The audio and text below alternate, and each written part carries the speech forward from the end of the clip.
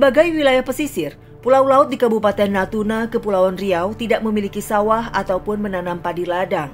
Sehingga makanan pokok yang sejak lama dikonsumsi masyarakat adalah sagu. Sagu di Desa Tanjung Pala menjadi tanaman yang dimanfaatkan dengan cara diambil batang atau isi sagunya. Saya bersama warga Tanjung Pala sekarang mau tebang pohon sagu. Ini ada dua cara, nanti pertama pakai palu biasa dulu, baru pakai gergaji karena pohonnya ini tinggi sekali, kurang lebih 10 meter.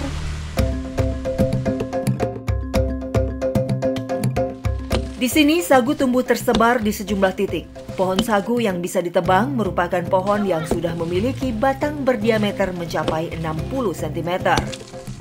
Untuk memotong batang sagu, harus ditebang di bagian paling bawah, sebelum batang sagu dijatuhkan menggunakan gergaji mesin. Jadi tanaman sagu ini sejak lama dikonsumsi oleh warga Pulau Laut. Nah, pohon yang bisa diambil sagunya ini sekitar yang berusia 4-5 tahun.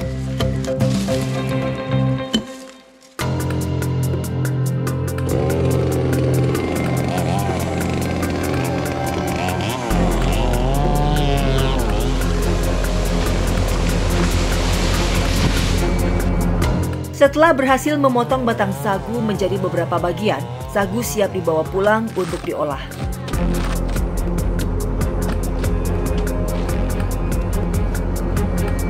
Sagu diolah melalui beberapa rangkaian proses. Pertama, batang sagu yang dibawa dari kebun harus dicuci kemudian diparut terlebih dulu agar isi sagu mudah untuk diperas.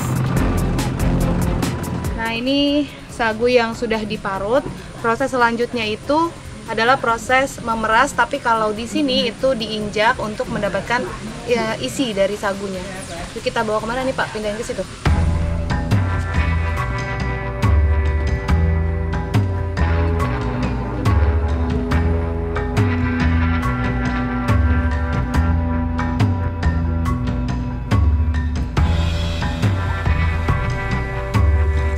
Untuk mendapatkan sari sagu, saya dan Pak Wazan menaiki sebuah wadah peras lalu menginjak-injak sagu yang ditumpahkan.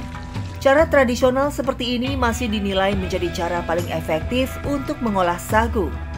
Pak, ini kalau sehari kayak gini kan ini prosesnya diinjak-injak, ini proses akhir ya? Ya. Habis itu jadi sagunya. Ya, biasanya menghasilkan berapa banyak dalam satu hari mungkin Pak? Satu hari itu, satu batang itu dapat 4 karung. Satu batang 4 karung isinya. Isinya ya, bisa banyak ya. Bapak kan tadi Bapak cerita sudah dari lahir besar di sini gitu ya, jadi warga Tanjung Pala. Nah Bapak, keluhannya apa sih selama ini Pak? Tinggal di sini tuh apa sih yang Bapak rasakan? Saya keluhan sini itulah. Kadang-kadang kita kesusahan, sulit makan kan, jadi kita kebun, ada juga kebunnya. Saya minta tolong Presiden datang sini tengok kerjaan kami di sini. Itulah kerja sagu. Presiden itu turun di sini memang untuk bantuan kita kalau dapat. Tengoklah daerah Tanjung Pala ini, semua rusak kan, jalan-jalan tidak bagus, gitu. Kita pun kurang tidak nyaman lah tengoknya kerja begini ya.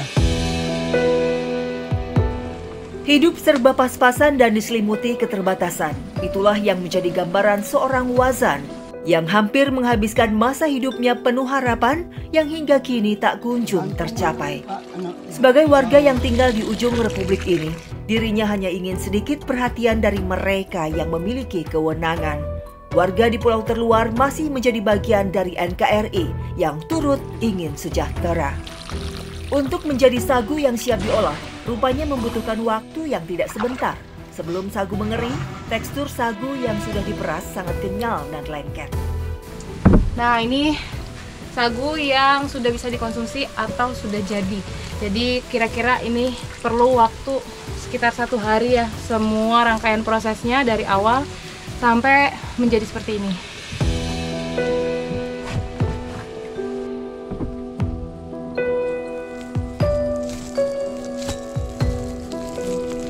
Keluarga Keluarga Pak Wazan sejak dulu menjadikan sagu sebagai penghasilan untuk dijual.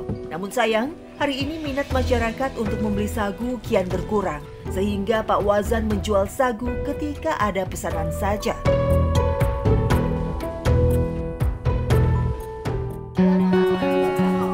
Sagu yang sudah diolah akhirnya diinovasikan untuk menjadi santap siang kami hari ini. Mulai dari mie sagu hingga pizza sagu atau mando, rupanya menjadi makanan khas Pulau Laut yang tak boleh saya lewatkan. Nah, ini makan siang kami hari ini. Semuanya bahan dasarnya sagu, tapi diolah jadi beragam olahan. Ada mie juga kayak gini, unik banget. Rasanya juga rasanya kenyal gitu, karena dari sagu. Lalu kalau di sini sagu memang untuk dikonsumsi dan jadi bahan pokok makanan.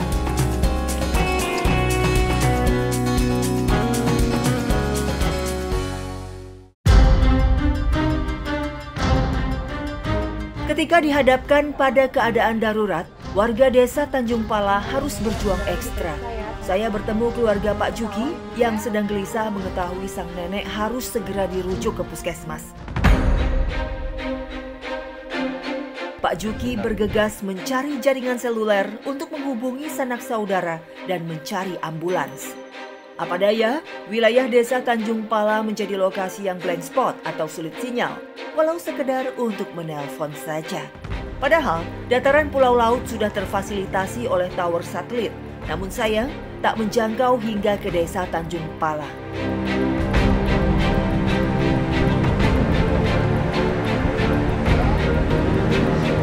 Nah, jadi setelah diperiksa oleh Bu Bidan, ternyata ibu harus dirujuk ke puskesmas. Nah, kalau di desa Tanjung Pala ini tidak ada puskesmas, mau nggak mau ini harus melakukan perjalanan ke desa Air Payang. Dan sekarang kondisinya sedang turun hujan.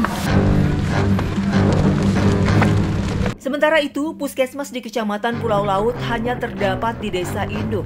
Pak Juki pun mengerahkan warga sekitar untuk menolong ia membawa ibunya.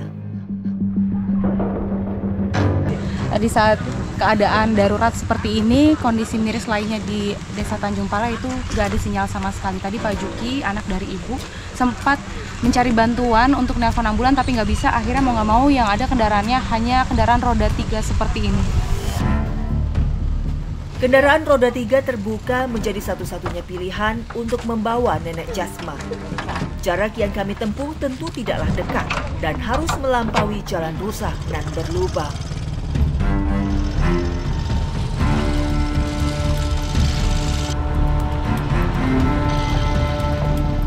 Ini kami sekarang sedang di perjalanan menuju puskesmas. Jalannya ini buruk sekali, apalagi ditambah kondisi hujan, jadi licin.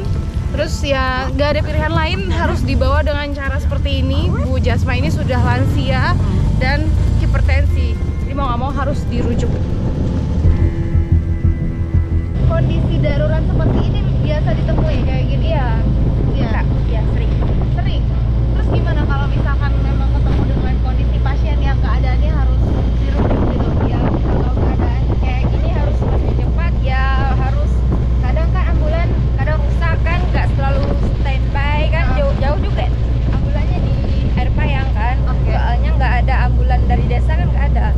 Jadi kalau mau cepat ya mau nggak mau ya pakai ini yang ada aja. Itu harapannya apa sih, Mbak? Harapannya semoga yang utama sih jaringan untuk menghubungi orang di sana ya, yang ada jaringan di puskesmas induknya. Semoga dapat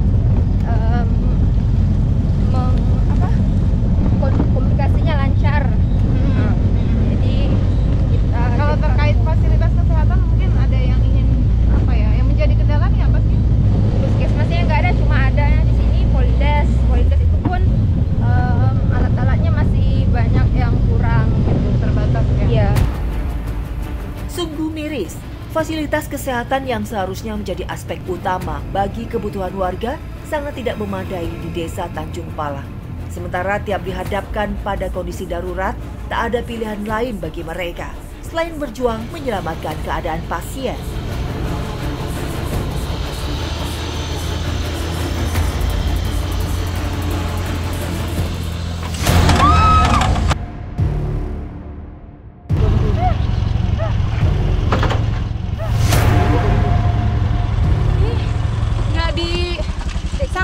tadi ini karena posisinya tanjakan, pintunya ini terbuka. Untung kami berdua, saya sama Bu Bidan ini nggak terjatuh. Nah, kalau ada telentang kita. Kendaraan seperti ini memang bukan menjadi kendaraan untuk membawa pasien yang tengah sakit. Beruntung saya dan Bu Bidan tidak terjatuh di saat kendaraan tak kuat menanjak hingga tak sengaja tutup bak terbuka. Usai lebih dari 1 jam di jalan, dengan kondisi hujan deras dan medan jalan yang parah, kami berhasil membawa Bu Jasma ke puskesmas. Ini akhirnya tiba dan Bu Jasma langsung dibawa ke dalam untuk tindakan. Tadi kurang lebih jarak yang kami tempuh itu ada sekitar 35 km lebih, bahkan dengan kondisi jalan ekstrim seperti ini. Bayangkan setiap menghadapi keadaan darurat, warga Tanjung Pala harus bertemu dengan keadaan seperti tadi. Jika melihat dari peta sebaran pulau laut, terdapat sebuah pulau di ujung utara yang daratannya dipisahkan oleh Selat Sekatong dan berjarak sekitar 40 meter saja. Meski begitu, pulau tersebut masih menjadi bagian dari Kecamatan Pulau Laut, Kabupaten Natuna, Kepulauan Riau. Iya, pulau ini menjadi pulau paling terluar di bagian utara Indonesia. Pulau Sekatung menjadi pulau tanpa penduduk dan hanya dihuni oleh Korps Marinir TNI Angkatan Laut yang bersiaga. Sekarang kami mau menyeberang ke Pulau Sekatung. Jadi pulau tersebut ditempati oleh marinir yang bersiaga menjaga perbatasan negara.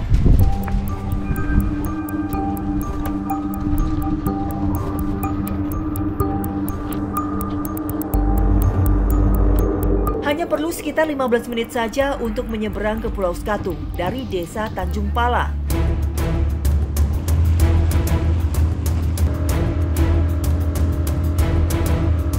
Saat tiba di Sekatung, saya disambut oleh Letdamar Ruslan Abdul Goni selaku Komandan Satgas Pengamanan Pulau Terluar RI Pulau Sekatung 2023. Satuan tugas ini baru menetap di Pulau Sekatung pada Juni lalu, yang hendak ditugaskan selama setahun ke depan. Meski baru menetap sekitar 2 bulan di sini, para anggota harus sigap beradaptasi. Untuk lebih mengenal wilayah, mereka rutin berpatroli. Nah, ini sekarang pasukan marinir sudah bersiap untuk patroli di Pulau Sekatung.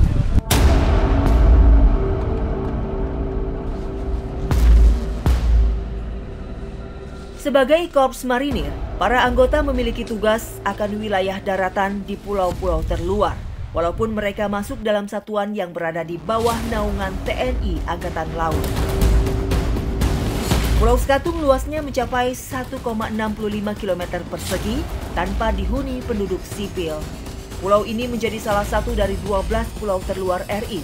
Letak pulau yang cenderung lebih dekat ke negara tetangga, penuh pengamanan khusus guna menjaga kedaulatan negara. Ini disebutnya patroli lingkar pulau. Jadi memang untuk menjaga juga, mengingat ini pulau terluar, jadi hanya ada pasukan marinir aja. Jadi memantau apakah ada kegiatan lain di luar itu atau tidak.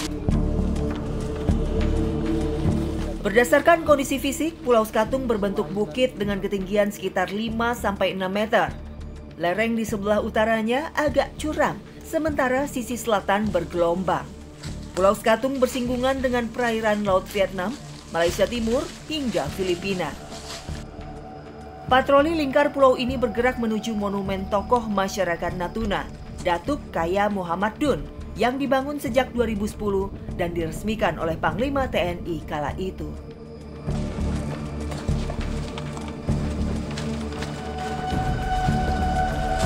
Saat tiba, saya bersama anggota Marinir TNI AL larut dalam suasana haru akan rasa nasionalisme yang meningkat 100% ketika menapaki ujung utara RI.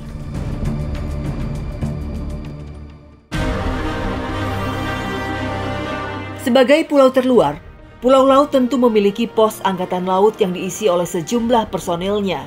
Di Posal Pulau Laut, terdapat 3 personel dari Lanal Ranai, termasuk Komandan Posal Letda Rudiroto. Sehari-hari mereka mengabdi menjadi keamanan wilayah teritorial, agar wilayah RI tidak dimasuki penyusup.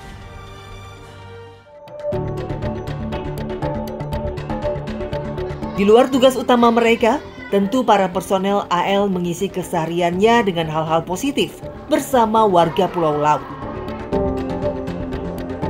Serda Wan Adnan yang sudah bertugas kurang lebih 7 bulan mengisi sore harinya dengan mengajar anak-anak mengaji di perpustakaan Desa Air Payang. Selain menjadi sebuah kegiatan positif, aktivitas seperti ini merupakan kontribusi yang bermanfaat dari personel Angkatan Laut di tengah tugasnya menjaga keutuhan NKRI. Kegiatan sore hari ini biasa diisi oleh anak-anak mengaji di Perpusdes. Nah, personil AL yang bersiaga di sini, Pulau Laut, itu suka membantu juga guru ngajinya dan mengisi kegiatan dengan hal-hal seperti ini, mengajar anak-anak mengaji. Kalau untuk hasil laut yang didapat dari nelayan Desa Tanjung Pala ini, kalau kita melihat dari hasil setiap hari itu boleh dikatakan cukup. Kalau transportasi tidak lancar, tentu hasilnya hanya pas-pasan saja. Contohnya masyarakat atau nelayan ini mendapatkan hasil ketika hasil itu harus bisa dipasarkan dan bergantung dengan transportasi. Terutama kalau kita lihat dari Tanjung Pala menuju ke ibu kota itu, mereka tuh harus menempuh 2 jalur, baik laut ataupun darat. Tentu transportasi ini menjadi modal utama agar ekonominya lebih meningkat. Kalau untuk NKRI itu masih tetap di hati. Nah, jadi NKRI itu tetap nomor 1, namun harapan-harapan masyarakat Desa Tanjung Pala itu memang minta betul tolong diperhatikan, terutama yang 2 tadi, sinyal atau komunikasi atau infrastruktur jalan. Ini sangat memprihatinkan dan harus segera untuk dibangun, karena menurut beliau juga atau masyarakat ini bagian daripada NKRI juga.